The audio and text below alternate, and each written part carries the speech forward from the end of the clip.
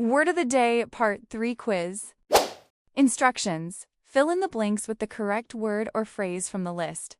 Choices. Plead the fifth, reverse an appeal, self-effacing, inconspicuous, come to terms, weather the storm, hit home. 1. When asked who ate the last slice of cake, I just smiled and blank. The answer is plead the fifth. 2. The court decided to blank after discovering that the previous judgment was based on incomplete evidence. The answer is reverse an appeal. 3. She is very talented but so blank that she never brags about her achievements. The answer is self-effacing. 4. The thief tried to be blank as he slipped quietly through the crowd. The answer is inconspicuous. 5.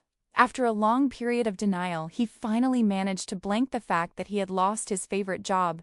The answer is come to terms.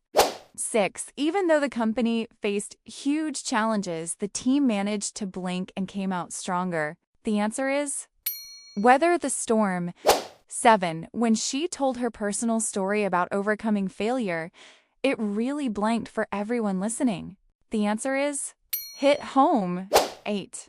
I didn't want to reveal my secret, so I decided to blank instead of answering the question.